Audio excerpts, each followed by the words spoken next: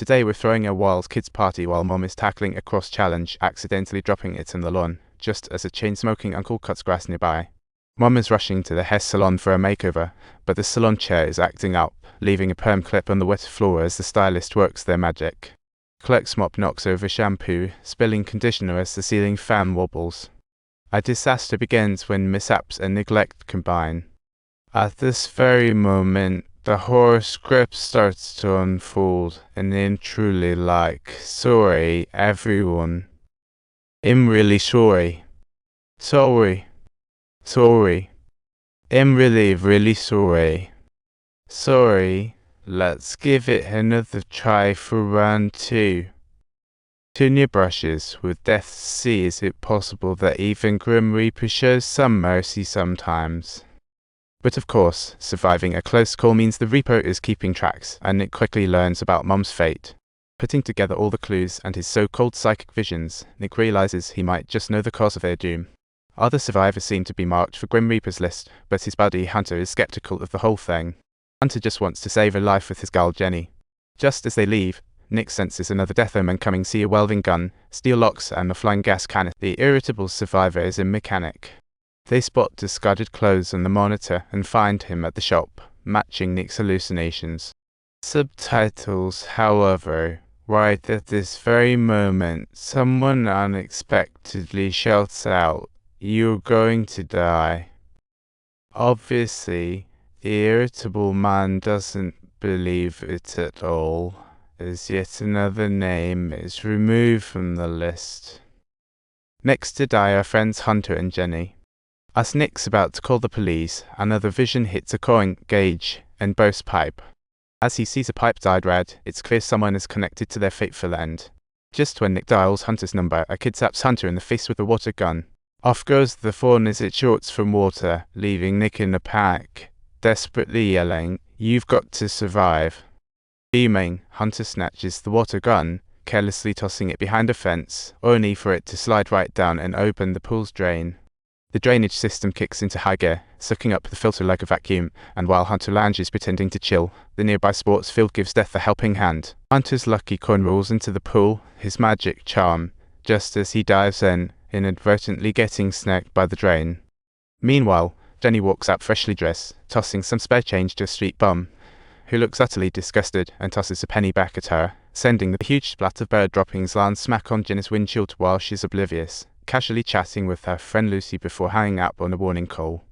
She drives into an automatic car wash, where a sign warns her to secure her antenna and turn off the ignition until the wash is finished. Only those on Grim Reaper's list wouldn't notice, and sure enough, as soon as the car rolls in, the antenna gets knocked off by brushes, breaking the nearby control box. A spark flies and the conveyor belt halts instantly. Desperate to get out, Jenny floors the gas, causing a shaking that rips the overhead water pipe. And precisely at that moment, the sunroof malfunctions and opens on its own, shouting help. Help. Lucy and the security guard can only frantically search for Jenny's whereabouts at the car wash. Just as she's about to drown, Jenny forcefully props open the sunroof and pokes her head out, when suddenly a gust knocks the nearby control box. The conveyor belt suddenly starts rolling again, and someone cries out in desperation, "Help! Help me! Help me! Help me! Help!" Luckily, Lucy intervenes just in time to rescue Jenny at the very last moment. Struggling to reach his phone, Nick finds Hunter at the wars, but little does he know his buddy is in quite a pickle, with the aroma of venison and guts wafting around. Death's next target may be the security guard, who surprisingly remains optimistic, anticipating reunion with his family since his fatal drunken driving accident years ago. Meanwhile, Nick and his girlfriend are prepping for their own death script, tucking away all the appliances and props safely. At that moment, a gust tips over a coffee cup, and the spilled coffee forms a message, "Your actions save them."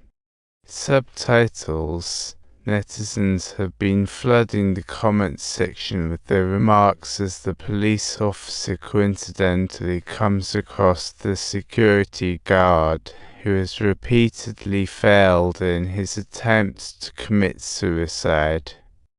Clearly, their friend's selfless act rendered the Grim Reaper's list useless. The trio toast and plans a relaxing getaway together. But of course, that pesky bathboard pops up again, seeing ambience, a spouting faucet, flooding water, and a snake rat sign. Next, the news reports on another survivor, the cowboy hat wearing old Judah. Turns out it wasn't death's list failing, it's just that the turn for mishap hasn't come up yet. This cowboy is left paralyzed in his hospital bed while an old man above him prepares for a spoiled day, but the nurse takes off for a date, leaving him helpless as water spills. Subtitles. It was not until the cowboy uncle downstairs was submerged by water that the alarms began to sound continuously. Subtitles. The foretold ambulance, faucet, and such mysterious props all start to appear one by one. Yet that snake-shaped sign hasn't shown up yet. Nick watches on, puzzled, thinking, is it my fault? However, this time, a premonition hits him like a train. He speeds off to the mall where his girlfriend is. Meanwhile, Lucy and her friend are at the mall watching a movie next door, as construction workers unwittingly leave a pair of glasses in the sunlight, igniting the scraps of wood. When the wind blows, the flipping action activates a fan, which propels a small cart forward, causing an uncovered gasoline can to topple over and spill right in front of a gas pipe.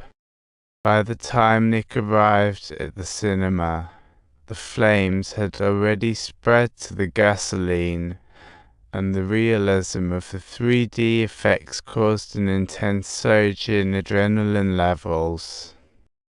Lift him up quickly, lift him up quickly. It turns out that all of this is just Nick's hallucination, precisely at the moment right before the security guard is hit. One can only say the guard is being wronged, as Nick rushes back to the mall, setting straight for the construction zone, where he finds flames spreading wildly. He attempts to turn on the fire hose, but the circuit's cut due to construction. The extinguisher sputters twice, then stops. Feeling helpless, he throws the extinguisher away and desperately stomps on the fire.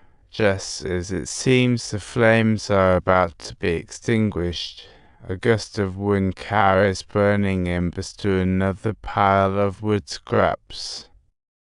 As another explosion is about to occur imminently, Nick notices the burning wooden stick beside him. This is definitely going to trigger a catastrophic explosion. Hurry up and act.